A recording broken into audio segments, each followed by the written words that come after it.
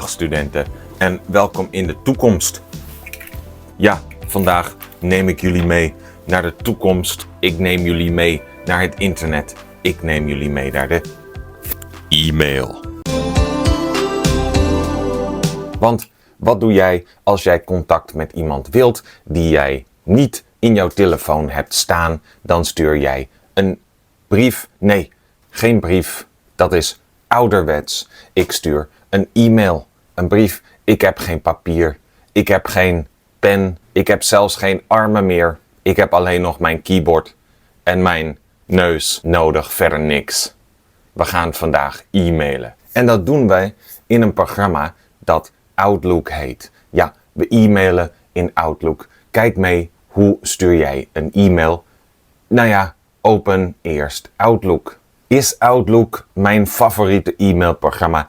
Nee, maar het is het programma dat de meeste scholen en bedrijven gebruiken. Dus daarom praten wij vandaag over Outlook. En als je naar Outlook kijkt, wat zie jij? Je ziet hierboven een hoop knoppen, een menu. Hier is ook nog een menu. Hier zien wij verschillende mappen. In deze mappen staan allerlei e-mails, maar de belangrijkste is hier je postvak in. Hier komen alle nieuwe e-mails en hier staan ook oude e-mails in. Ik zie hier zelfs hele oude e-mails. Wat ga ik met deze oude e-mails doen? Die ga ik verwijderen. Die ga ik weggooien. Ik kan op een e-mail klikken en hierboven zeggen verwijderen. Dan is het weg. Ik kan ook hier rechts van de e-mail klikken. Daar zie jij ook de prullenmand. Hup, verwijderen. Zelfde verhaal. Oké, maar behalve veel dingen verwijderen, wil je natuurlijk eigenlijk het liefste een e-mail sturen. Ja, natuurlijk, je wil ook je e-mail lezen. Dit zijn oude e-mails, die heb ik al gelezen. Die zijn niet nieuw. Hoe zie jij dat een e-mail nieuw is? Nou, dan is die hier zo'n beetje zwart.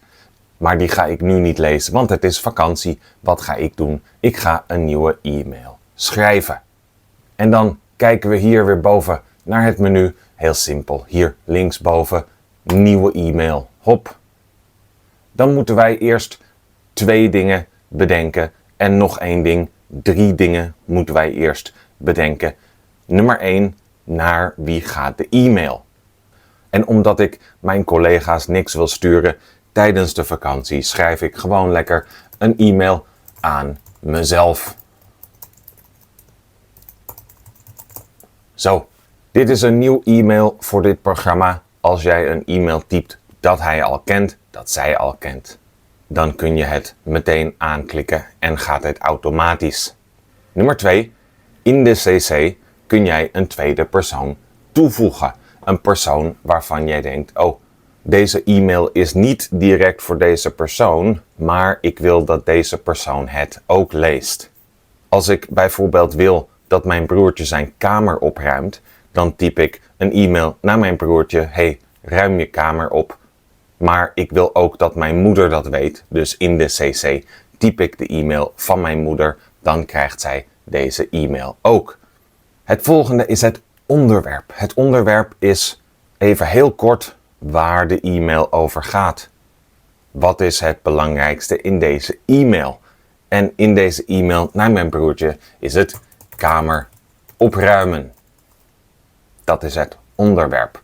Dan schrijf ik daaronder de e-mail en ik begin natuurlijk met beste broer, komma, enter, enter. Wil je alsjeblieft je kamer eens opruimen? De dieren die in je kamer wonen sinds je bent vergeten je pizza op te eten, maken veel geluid. Ze houden me 's nachts wakker. Daaronder kun je een paar dingen schrijven voor een vriend, vriendin of broertje. Groeten of groetjes of met vriendelijke groet. MVG, Martijn. Tenzij jouw naam niet Martijn is, dan schrijf jij jouw eigen naam. Is het klaar? Dan klik je hierboven op verzenden. Klik. En ik zie, ik heb een nieuwe e-mail gekregen. Wat leuk. Deze heb ik natuurlijk even naar mezelf gestuurd. Maar ik doe even alsof ik mijn eigen broertje ben en ik ga terugschrijven. Ik ga deze e-mail beantwoorden. Nu kan ik één persoon beantwoorden. Ik kan ook zeggen alle beantwoorden. Dat zijn alle personen die in deze aan en de CC staan.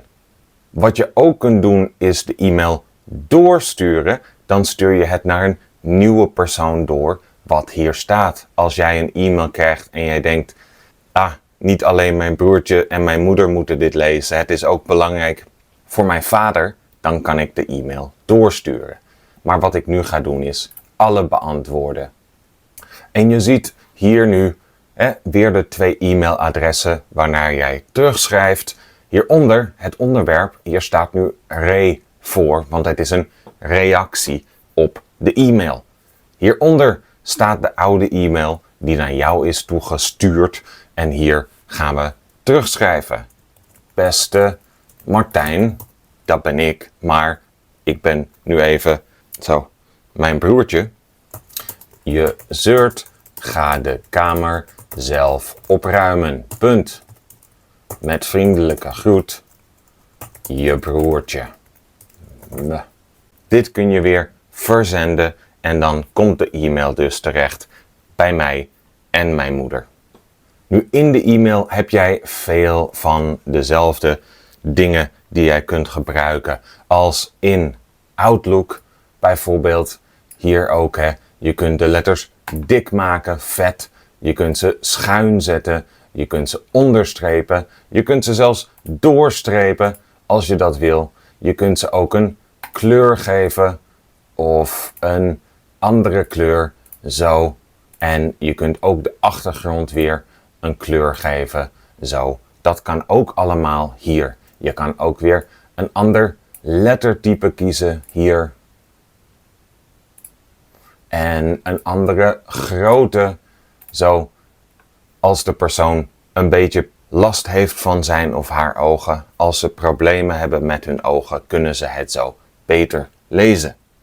Je kunt er ook weer puntjes voor zetten. En je kunt de tekst centreren of op een andere manier uitlijnen als je dat wilt. We hebben hier ook weer de knop om ongedaan te maken, dus 1 stap terug. En daarnaast kun je het ook weer opnieuw doen, 1 stap verder. Denk je, ik wil deze e-mail toch niet versturen, dan kun je hem hier ook wissen. En hier staat dat het concept is opgeslagen. Wat betekent dat? Dat betekent dat dit wordt bewaard op dit moment in Outlook. Dus als ik per ongeluk iets anders aanklik, ik zeg oeps, geen probleem. Ik open Outlook weer. Ik ga hier naar, niet postvak in, maar concepten. En ik ga weer hierin en de e-mail is hier nog steeds. De reactie op kamer opruimen. Nu kan ik hem verzenden of weggooien. Nog 2 dingen. Als jij een e-mail weggooit, komt hij hierin terecht in de prullenbak, in de verwijderde e-mails. En als je een e-mail terug wil kijken die jij zelf hebt verzonden, dan kan dat hier. Hier staan alle e-mails die jij hebt verzonden. Dus wil jij checken, is die e-mail gestuurd, ja of nee, kun je dat hier checken. Als jij iets extra bij de e-mail wil doen, dat noemen wij een bijlage, iets dat jij er extra bij doet. Dat kun jij doen, bijvoorbeeld een leuke foto die de boodschap duidelijker maakt. Dan ga ik even naar Google.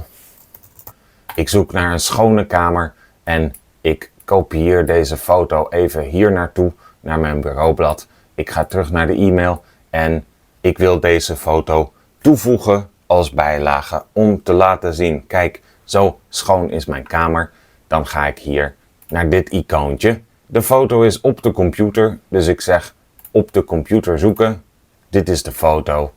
Upload. Zo, en de foto zit er ook in de e-mail. En ik zeg weer verzenden. En kijk, hier is de e-mail met foto. Hartstikke mooi, dus deze mag weg. Ik klik verwijderen, verwijderen, verwijderen, verwijderen. Deze mag in de prullenbak en we zijn klaar met de e-mail in het Nederlands. Dat kan jij nu ook. Ik ga weer terug naar de toekomst. Hier, ik zie jou daar. Veel succes met e-mailen. Doei!